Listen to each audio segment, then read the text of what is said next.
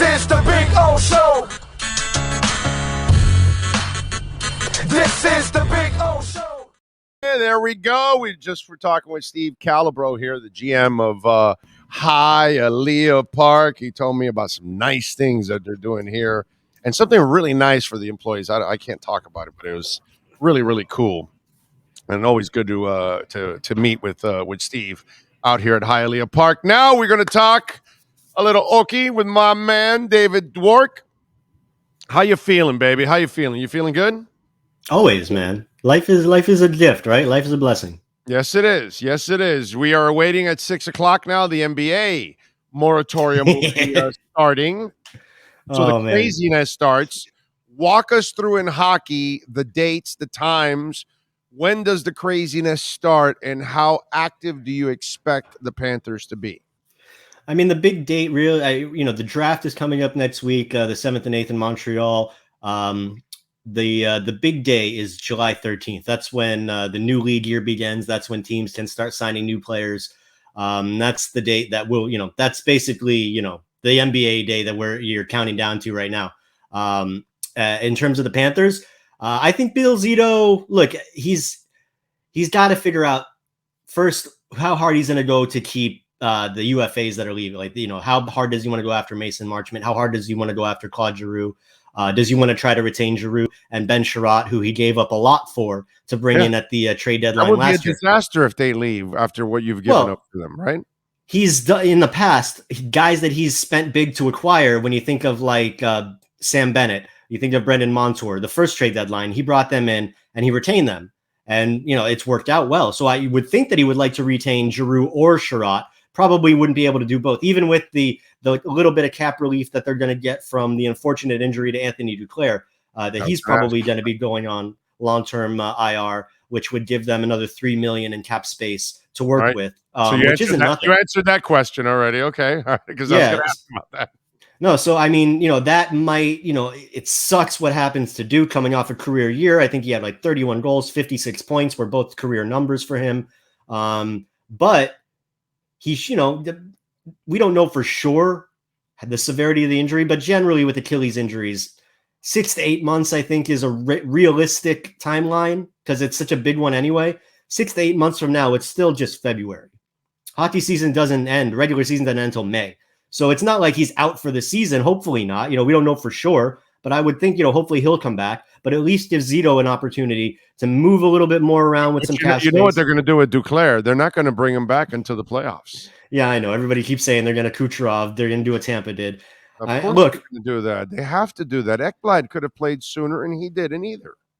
I think it's a product of the situation. I think with Ekblad, you had, basically you were locked up for your playoff spot. You were competing for a President's Trophy, which, you're not going to bring him back for that. I think if they had needed wins, perhaps we would have seen things happen a little differently. I don't know for sure. They were in a situation where it didn't matter. We don't know what the situation is going to be in February, March. We assume that with this roster, that the new head coach is going to be able to take this roster and get them into a secure playoff spot by that time, that they should be one of the best teams in the league. If they're not, that's a whole nother shit show that you're going to have to worry about, because then you really need to explore not just Duclair, but the trade deadline that'll be coming up at the time. This is a team that I think for the first time in a long, long time, maybe ever, Orlando, we're going into the season thinking this Panthers team needs to be one of the top 2 or 3 teams in the league. That would justify what I see on paper, what this roster is. They went out, they got their handpicked head coach now. I think that the expectations have never been bigger. What that means for the roster, we're going to have to wait and see. But as we were just kind of touching on, I'm really curious how hard they're going to go after the guys that they spent so much to bring in at the trade deadline last year, especially considering Giroux wants to stay. I mean, there's interest on both sides. It's just, this is a guy who could get big money if he goes UFA. Teams will throw money at him more than the Panthers would offer him. So how bad does he want to chase the cup at 34 years old? Right. Yeah. And the problem is in this league, it's a hard cap number too. Yeah. Right. There's no luxury tax you can pay and go over and all that kind of stuff. It's a hard cap number. So it becomes a real problem for the Panthers where they're at right now. It's almost, it's almost like you got to this. I almost feel like at times it's going to be hard for them to come back with a better team than they were last year. It's almost like if you don't improve from within, then it's going to be, you know, maybe a lesser year than you had last year almost. I Yeah, almost no, feel that way because of the cap limitations. no, you're not wrong. They're going to need, if they want to sustain as a great team for the next several years, they're going to need Anton Lundell to take that next step. They're going to need Spencer Knight eventually to be that next guy, because these are guys that they're going to be, they're still on their ELCs, their entry level contracts now. That'll expire after next season for Knight and Lundell the year after. Then you can still get guys like that relatively cheap because they're still going to be in their early 20s, and that's when they sign their bridge deals before the big deal is generally how it goes in the NHL. But you need that, because if they've got so many guys that are locked up, they've got Barkov to this big deal, they've got Bob for another 4 years probably, unless Zito can Zito his way into another GM's brain and just inception somehow the idea of acquiring Sergei Bobrovsky and his contract being a good idea. Zito's got skills, so who knows what he can pull off. But you're absolutely right. The problem is past Anton Lundell and past Spencer Knight, you don't really know who the next heir apparents are. You think Denisenko, you think Heponiemi, you think the younger guys like the Sourdiffs and the Schwintz, if they're going to take that next step. These are guys that are just starting to dip their toe into the professional game, let alone the NHL game.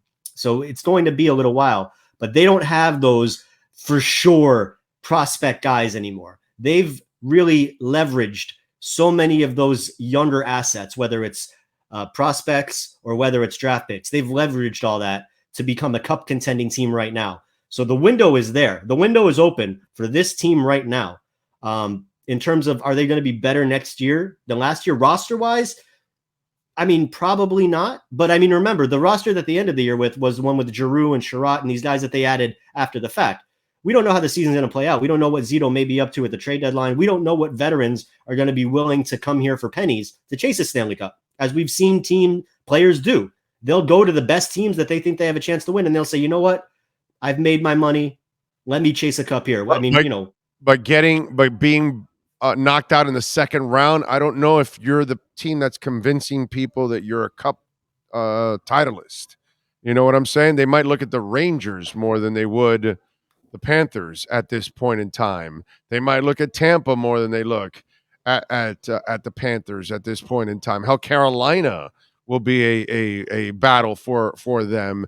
That might be another sexy destination for some hockey players. So then my dream has been crushed, is kind of what I've been coming to the last couple of days to a week, that I told you that I still think you need a Batman or Robin to Barkov, and you're going to have to trade Huberdeau to probably go get that guy. But I'm finding out two things, because one, obviously, I'm not nearly as smart as you and George are following this sport, but it doesn't look like there's that stud that's disgruntled that's available.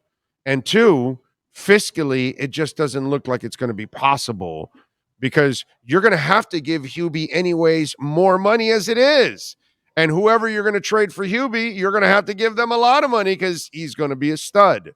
So I almost have a feeling that need for that extra star on this team is not going to happen at all for the Panthers this offseason. No, this offseason I wouldn't, because I think the priority is to sign Jonathan Huberdeau to that long-term deal. I think they feel that they have their Batman and Robin in Barkov and Huberdeau. Wish I agreed. You can't fault them. I mean, these are guys that have turned into franchise players. They've fulfilled their draft stock. Now you can't. I get it. Like, you want a Connor McDavid, you want a Sidney Crosby. You got to show me in the playoffs the franchise thing, man. You're a really, really good player, but I'll go with Barkov. But a franchise guy is a guy that leads your team and comes through in these key moments and big moments and stuff. And when I watch the two guys that Tampa has in our state right here, they're not wired the same way as those guys. They're not wired like Kucherov and Stamkos, man. They're not even Barkov is wired like those guys. Well, those guys have walked the path to get to where they are. Like, they've gone through the gauntlet. They went through playoff heartbreak multiple times before they went on this run the last few years. I remember the year before they started this run was the year that they won the President's Trophy and got swept out of the first round. And it was the same coach. It was Kucherov. It was Stamkos. It was Hedman. It was Vasilevsky. Same exact guys. Same exact questions. And I'm not saying that the Panthers are the Lightning or anything like that. I'm just saying in terms of the view of these guys, they're looking at them like they can be there.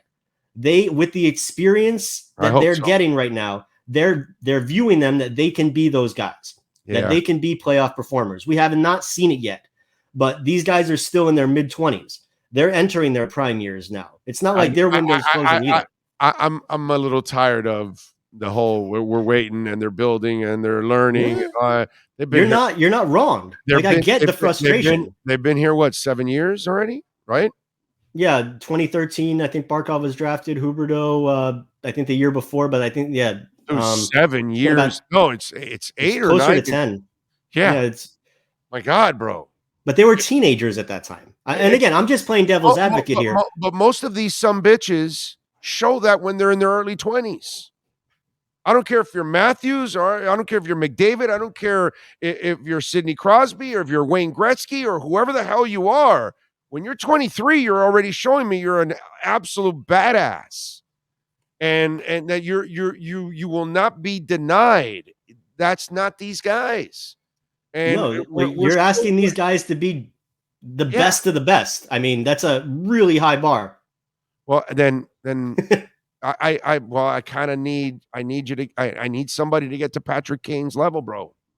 I need it. I need somebody. I need one of those two guys to be one of those kind of guys. I'm not asking both of them to be it, but I am asking that one of them has to be a son of a bitch. I think I need him to be that guy that will not be denied, that is driven. I need him to be Jimmy Butler, bro. I need the best chance you have of them becoming that guy is getting pissed about what's happened the last couple of years. To go through the experience and say, oh, look, we have a good team now. We've been on this crappy team for the majority of my career. Now we're good. Now we're one of the best teams, and we still can't get over the hump. He has a goober type character, bro. He's golly gee whiz. I mean, he's probably he still wants to win. He still doesn't want to go out there and be embarrassed on the ice and lose. Like, he still puts his blood, sweat, and tears into it. Just because he's kind of a ho-hum nice guy off the ice. I'm just saying, I'm not closing the door on them becoming guy on the ice too. He's a ho-hum nice guy on the ice too. I'm sorry, I don't see that dog in him. I love his talent. His talent is unfreaking deniable. You know what I mean? So I wouldn't want to get rid of Barkov ever, but I kind of think you got to part ways with Huberdeau and get that guy. But I'm just coming to the realization that it doesn't seem like the money's there. And I'm not smart enough, but it seems like from everything I read from you guys and reading some of the national stuff, there really isn't like that disgruntled star available that they can go out and get on some shitty team or something that they're willing to part ways because they're not going anywhere. There just I don't think there's a step up on Huberdeau that's available that you could conceivably bring out like that. I think perhaps you're undervaluing him a little bit based on. But that's your opinion, which you're absolutely entitled to. The hockey view of a guy like Huberdeau, he's one of the top right now. He's universally viewed. The value on these guys isn't diminishing because of the playoff failures. Not yet. They're too young. They haven't had enough opportunities to be branded like playoff failure type guys. Okay. They're just getting started. All right. I mean, I hope so, man. I hope so. We'll see what ends up happening. At least they're going to get opportunities. What they do with them is that'll be the test. That's where you're going to find out if you're right or wrong. But they're going to get those opportunities, and they're going to get them here in Florida. If they don't, it's monstrumental. This team needs to be a playoff team for the next several years. That's how they're built. That's what they should be. And they're going to get their chances to show that they can be the champions that they believe they are. They're going to get playoff opportunities to step up. And I think, my opinion, based on the way that they just kind of fell flat this year, particularly on a team that had such big expectations, for your leaders to come up empty in the biggest games, like that should fuel both of them, regardless of who they are. They're competitors. All right, so if they don't respond in the next playoffs, then you're on my side of the fence then. If they don't respond in the next playoff, then I will be pretty disappointed. I'll be thinking maybe Orlando's right about these guys. Oh, maybe. Come on. I got to give myself a little room to breathe, bro. All right. What do you think about Paul Maurice since you weren't with us last week? I like Paul Maurice as a person. I like who he is as a coach. I think it's a good fit in that he's kind of he's the kind of guy that, like, if you're an ego player, if you're a me player, you're not going to get along with him. He's the kind of guy that's going to rally the troops. He's going to be honest with you. He's going to give you his assessment. He's going to roll with his best guys. And I just think this is a Panthers team right now that's very work-driven. They're very together. We heard all the stories this year about how they were such a good team off the ice, such a good room. I think Maurice is the kind of guy that's not going to disrupt that. He's not going to go in there trying to be, this big ego, yelling and screaming and all that stuff. He's a very professional coach. I think it's a good fit. I think it'll be cool to see a guy who's been around for so long. I mean, his first year, behind the NHL bench was the year the Panthers went to the finals.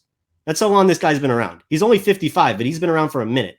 I think it's safe to say this is probably the best team he's had to work with roster-wise. So that will be interesting to see if he can, work with them. I think what I just keep going back to, Orlando, is this is Zito's choice. We've seen Zito handpick this roster, mold it. We've seen him reshape the front office. They created the goaltending department. Everything that Zito has done since he's been here. The only thing that he didn't really have his full handprints on was the head coaching job, and this is his guy. So if we're going to believe in all the moves that Zito and his guys have been making and all these great players, these great additions, these diamonds in the rough, if this is the guy that they believe can lead the team to the next level, I'm for that. And just knowing Paul Maurice, the brief interactions that I've had with him over the years, particularly recently, I'm a fan of the hire. I like it. I think it's a little understated, which is a good thing, that they didn't necessarily go out for the big whale. They went out for the right fit. And yeah, I'm for it. I'm excited to see what they can do when the season gets here. All right. Follow him on Twitter at David Dwork. And of course, catch his work there at WPLG. And of course, Chirping the Cats podcast. Make sure you subscribe to that so you can keep up with the Florida Panthers and then keep up with them every week here on our new episode coming later today on the Chirping the Cats podcast. I love it. There you go. Subscribe and follow and listen. As always, my brother, thank you. Appreciate you. We will catch up next week, my friend. Yes, sir. Be well. Thank you.